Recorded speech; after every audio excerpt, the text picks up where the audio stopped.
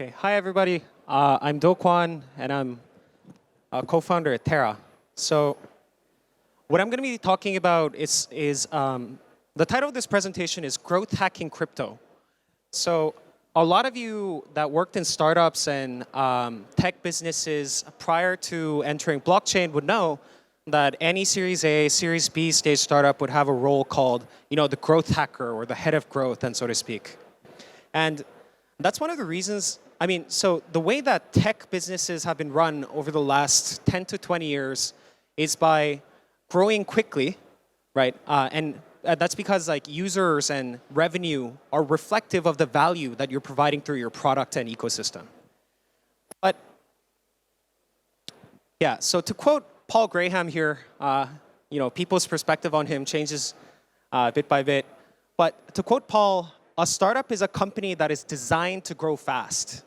So the only essential thing here is growth. Everything else that we associate with startups follows from growth. And to take this a little bit further, we usually advise startups to pick a growth rate they think they can hit and just try to hit it every week. So the key word here is just. If they don't hit it, they failed in the only thing that mattered. So I think the problem here is because blockchain liquidity events and fundraisers are based on future potential instead of the value that is being provided at this very moment, fundamentally, the incentive schemes that a lot of blockchain protocols take is different from traditional businesses. So up until very recently, for a blockchain project, you just needed a white paper, decentralized ownership, a poorly worded roadmap, like we will launch the mainnet in this day and release tokens in this date, and that's all you needed to raise tens of millions of dollars. Whereas for traditional startups, you needed a business plan, you needed to do an equity raise and go through the due diligence processes of a lot of funds.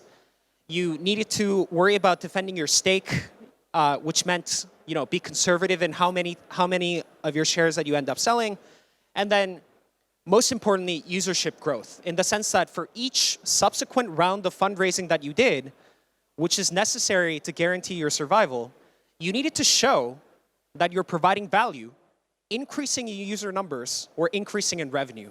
So that really is not apparent in blockchain companies today. So this is the Bitcoin price graph between August 2008 to August 2019. So arguably bear markets on one end of the gamut to the other, and then an increase in Bitcoin transactions from 2018 to 2019 in the same period.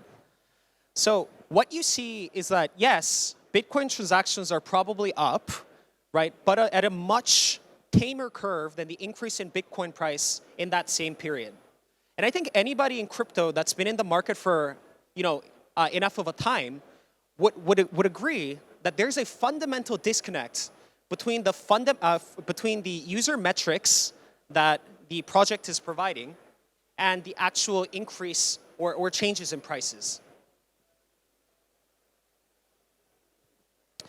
And precisely because of broken incentives, in the sense that you are not actually incentivized to grow those fundamentals. Maybe it's founders getting tired of not having any of the fundamental changes in user adoption impacting prices. That traffic has been absolutely abysmal. So you know that in venture capital, in order to raise any decent money, having reliable user traction, maybe like 100,000 MAU or more, is necessary to raise any meaningful funding. In crypto, that's not true, because you see like Tron, for instance, saying, oh, hey, look, we have DAU of 1,000 users, so we're the top dApp platform, which is absolutely ridiculous, right? So 1,000 people could just be Justin Sun's Twitter followers. But that's not to say that there is a viable platform here make, right? So if you look at top dApp games, right, which is apparently called Prospectors, right? That has only about 3,200 DAU. My Crypto Heroes has 2,900 users. EOS Knights, I don't even know what that is, but it has 2,100 users, right? So something here needs to change. So if we are to fulfill a lot of the promises of cryptocurrency, I think we need to remember that a cryptocurrency is currency first and cryptographically secured the second, right? It's not enough that Bitcoin as a ledger is cryptographically secured. We need to make sure that Bitcoin and other cryptocurrencies are in general use across a user base of tens of millions of people. So you need to make sure that this currency is generally accepted and generally transacted. So I got to Singapore yesterday, and then I was talking to a lot of people in the industry about the bear market and when they think the bull market will come. And a lot of the commentary was around Bitcoin dominance. So a lot of people were saying, oh, Bitcoin dominance right now is probably unsustainable. Too many people are buying Bitcoin as opposed to different altcoins. But what I think is, and I hope, that the days of rising token prices that are not supported by user fundamentals are gone, right? So I don't think it's like a temporary thing. So the reason why, if like the only use case for cryptocurrency is hedging or avoiding capital controls, there's nothing better than Bitcoin right now. So for the singular use case that is currently defined, there's no use for Bitcoin Cash or Ethereum or Ripple or any other currency. So I think that's going to continue until people find new use cases for cryptocurrency that are in the figures of tens of millions of users. So I'm going to say one thing. I think that going forward, it should be usership that is the defining metric of crypto. You should do away with Telegram bots, right, that aim to pump prices, or Twitter FUD, or like meme-based investing, or airdrops that don't really serve a fundamental purpose in how the cryptocurrency is used and transacted, right? So I'm going to start talking about Terra now, and then talking about how we look at growth and what our current numbers are, and how we look at growth hacking in general with respect to cryptocurrency. So the problem that we focused on when we first wanted to launch the network is that payments is too expensive and involves unnecessary middlemen. So this is a pitch that you've heard many times before by different blockchain companies, right? But I think it's a problem that cryptocurrencies have yet been unable to solve. So the mission that we want to create is to create a world where anyone can transact freely.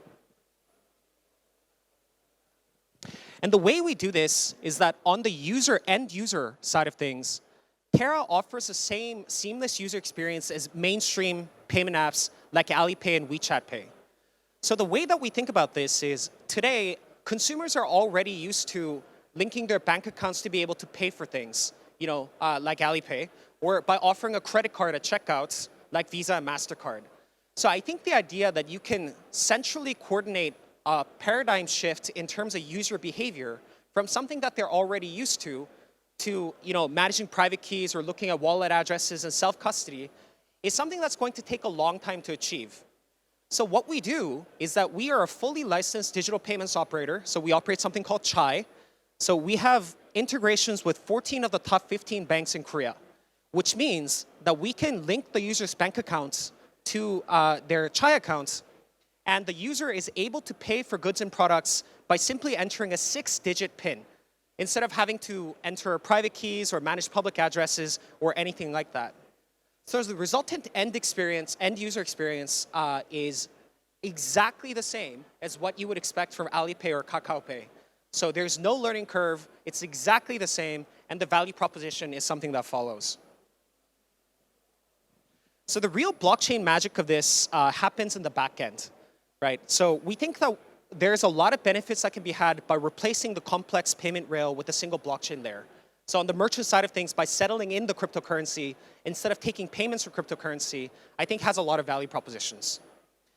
First is obviously lower transaction fees. So the cheapest transaction fee that is being quoted by our competition is 230 basis points, and it actually averages out to somewhere around 300 basis points. We charge to our merchants a transaction fee of 120 to 130 basis points. So it's about 50% cheaper as what you would get if you were working with a credit card or debit rail system.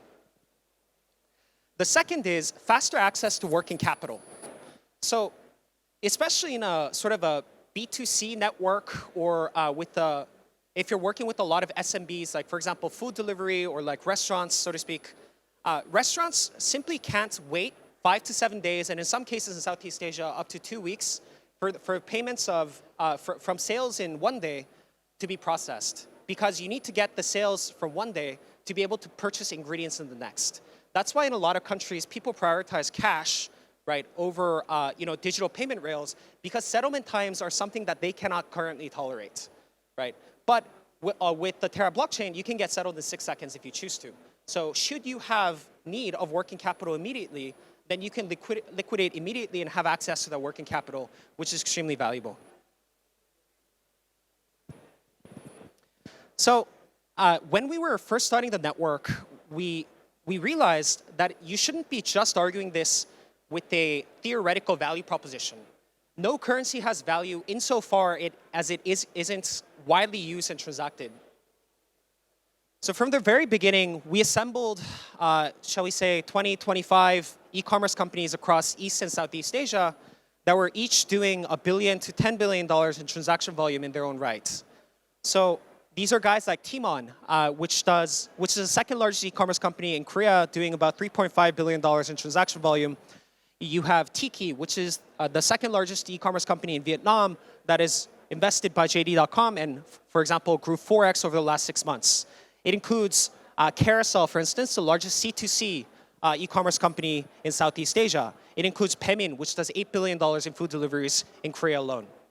So basically, the thesis here was that if you group a lot of large e-commerce companies together that can individually push billions of dollars of transactions to tens of millions of users, you would have a meaningful testbed by which to push out blockchain technologies to a wide audience. Because if you talk to a merchant today and then tell them to accept Bitcoin, it's just not that interesting, right? Because there's only probably a few 100,000 people that use Bitcoin for retail transactions today.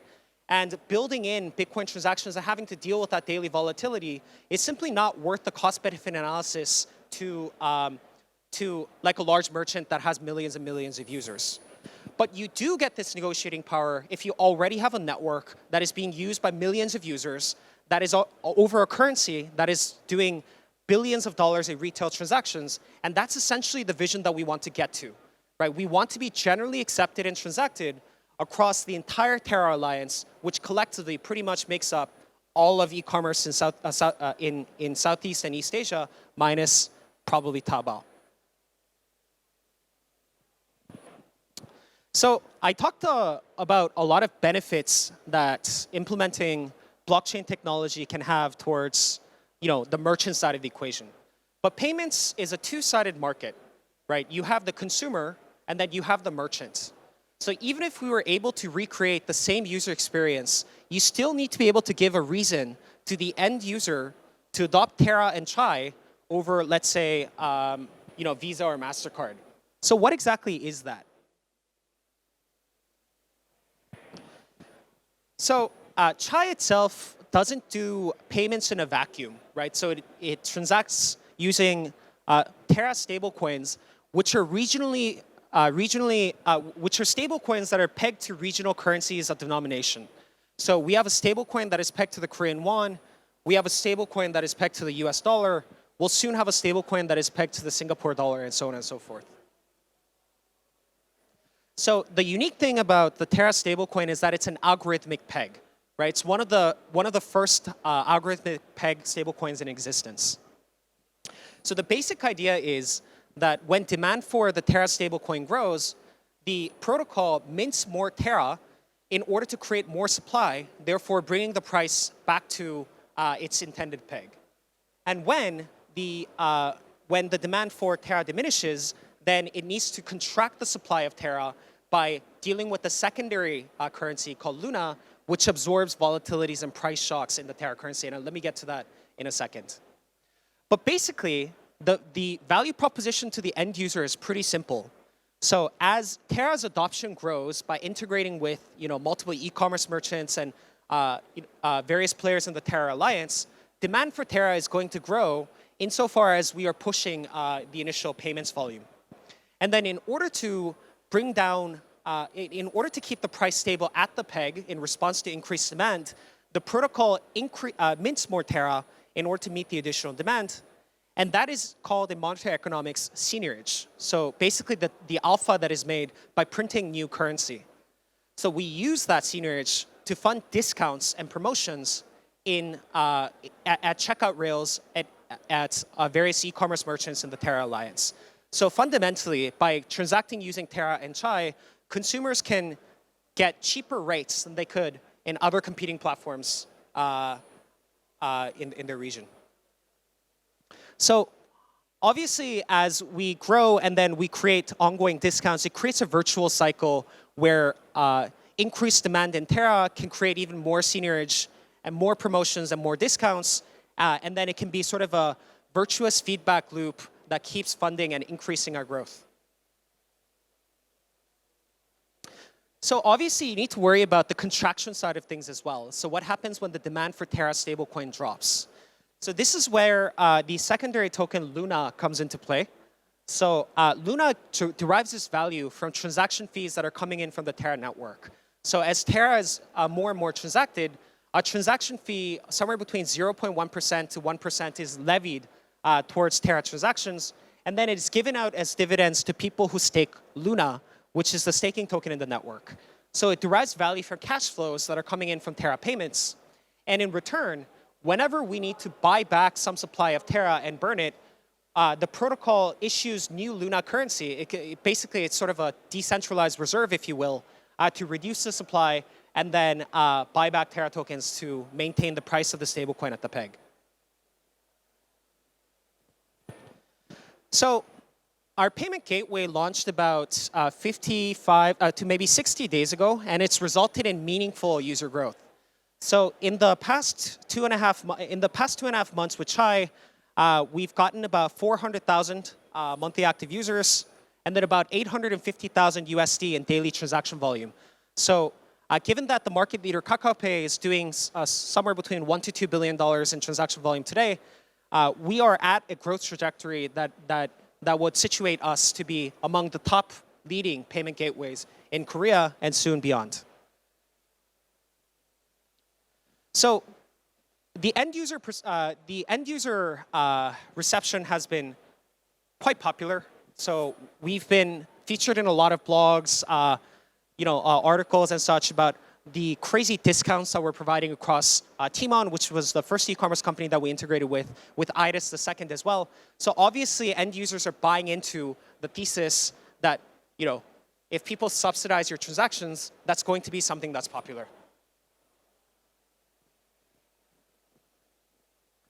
So in terms of daily active users, Chai has already exceeded some of the most popular tokens.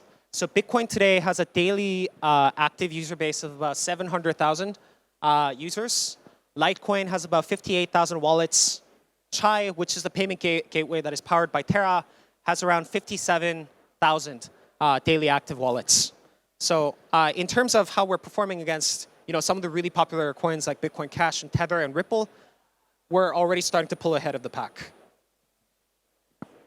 And all of this was achieved with zero acquisition cost. So a lot of payment gateways and e-commerce companies fund for consumer discounts and promotions out of their balance sheets, so from like the user's wallet. We're a little bit different because we do it through seigniorage, which is sale proceeds from the stablecoin. So the amount of money that we were able to get from user demand of the stablecoin vastly exceeded the amount of promotions and discounts that we gave out, which means that in a decentralized manner, the protocol is already starting to fund the virtual cycle of promotions that I mentioned previously. So I posit that all of this was possible because Terra and Chai was designed from the very beginning to drive adoption across e-commerce and payments. So A, we entered into a seamless user experience where there didn't have to be any learning curve or sacrifice user experience for users to be able to use it by integrating with 14 of the top 15 banks. Second, we really thought about what are the pain points of merchants in dealing with payment rails and digital currencies across the world. And then we feel that we've come up with the end value proposition to the merchant that is superior to existing payment rails and cryptocurrencies both. And then three, we came up with a stablecoin system that only doesn't maintain stability, but also drives usership and adoption to the end users that want to transact with it. So looking at our current BD pipeline and our integration pipeline, if we continue to maintain this focus on adoption, gaining user growth, we will process $37 billion by 2022. And this is something that you can quote on me later. And let's hope we hit this metric. What we want to do with our existing payment user base is that we want to use it as an anchor to expand into lots of different financial applications. So today, Alipay processes about $4 trillion in payments traffic, but they don't make any money from processing payments. The real alpha in the Alipay WeChat Pay narrative is using the captive audience from payments and then using that to build very interesting financial applications. And I posit that the technology to build these financial applications are already there through the thousands of different dApps and crypto experiments that have already been made. But what was missing from this equation is a captive large user base, an existing array of people that are willing to transact and pay with a single unified currency.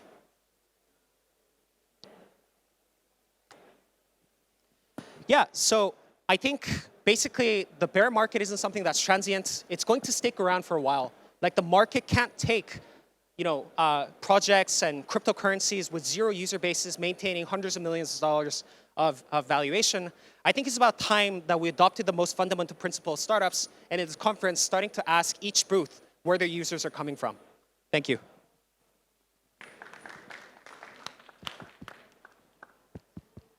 Yeah? No, the Q&A session. Oh, okay. Thank you, though, for the presentation. So before I open the Q&A session to the floor, I have a couple of questions that I'll probably ask, and then we'll open it to the floor. So I saw on your presentation earlier, you have companies like Carousel, Qoo10, which are largely has Southeast Asian presence. Do you see Southeast Asia as being the next catalyst? As I understand that your focus are mainly in Korea.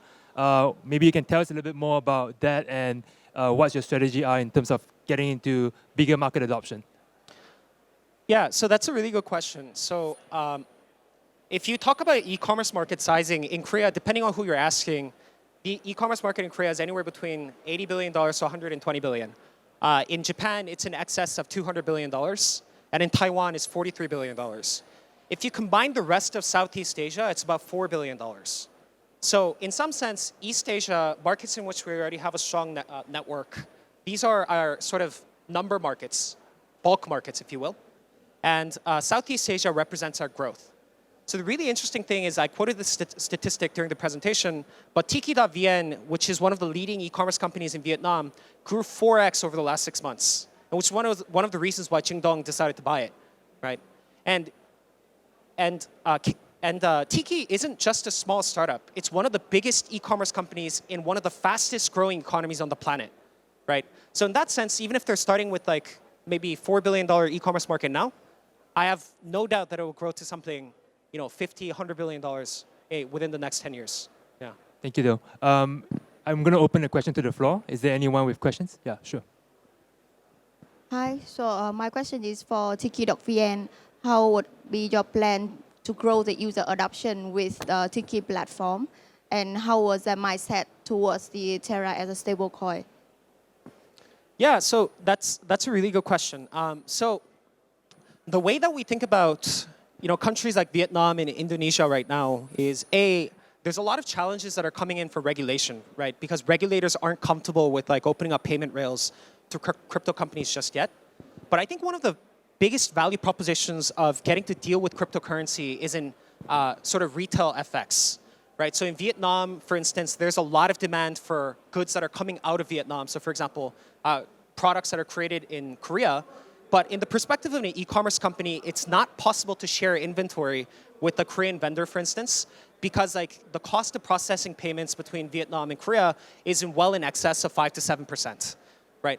But what you can do with the stablecoin is that if you open up access to goods that didn't really have inventory or supply before in Vietnam, like for example, Korean face masks or K-pop items and things like that, that wasn't possible to buy there, then people will cross that user experience chasm to be able to buy, Terra-based cryptocurrencies, swap it to the KRT stablecoin at almost zero fee, and then to be able to buy goods and products in inventory pages of e-commerce companies that are coming out of Vietnam. So in some sense, like it becomes much easier to do cross-border settlements and cross-border e-commerce transactions. Thank you. Anyone else have questions?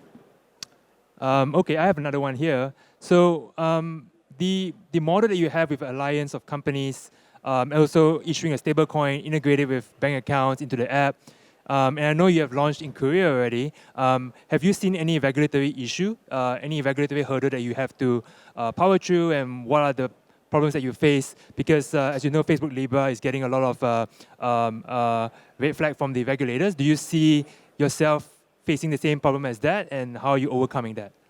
Well, so I think the big mistake that Libra made is that they decided to launch first, or to announce first, and then talk with regulators second. I think Facebook somehow thought popular opinion would sort of push them across the lines of the SEC and the CFTC. But I mean, with the public perception against Facebook the way it is now, I think that was just like a miscalculation. I think regulators are fundamentally designed to maintain the status quo, right? So if they don't feel like the solution that they have to approve is something that is in their comfort zone, their main instinct is to block it until you put in the effort and the time to convince them and then to bring them to your side. But what's really interesting thing about regulators is that any regulatory agency is a very large organization. So for every 100 regulators and officials that want you to shut you down, there's one that against his self-interest that is willing to take a bet on you and want to help you if you're trying to do something that is genuinely valuable for the world. And I think we put in the effort and immense amount of time over the last 18 months to do that. And then thanks to that, I think discussions with Singapore and Japanese regulators are going to be much easier. Yeah. Thank you. Also, the conglomerates in Korea, like namely Samsung, Kakao, they are moving into the blockchain space, launching wallets, their own sort of crypto network. How do you see Terra playing a role? Like, is there going to be synergy? Are you guys going to end up competing? Any sort of partnerships that you think will be able to make the ecosystem stronger within Korea? How do you see this space playing out in Korea specifically? Yeah, so I think Kakao and Samsung are taking very different approaches to blockchain, right? So Kakao wants to become a blockchain platform. So something that is akin to Ethereum, but maybe a little bit centralized and faster. Samsung wants to play in the picks and shovels game. So they know there's a lot of money that's flowing into crypto and a growing user base of people that want to transact using crypto. So they want to sell, phones that come equipped with crypto wallets and things like that. So it's more of the let's capture this growing industry and then sell more phones kind of approach. But in either case, like the adoption of both of those movements is really dependent on macro. So really about good dApps, whether that be built on the Kakao blockchain, whether a lot of good projects would be integrated with the Samsung blockchain wallet. We're a verticalized blockchain, right? So in terms of the end proposition to merchants and things like that, we are the direct counterparty that is driving that adoption to e-commerce checkout counters across the world. So I think it's a different value proposition, but we'll see how Clayton plays out. Yeah. Sure. Anyone else with last question from the floor? All right.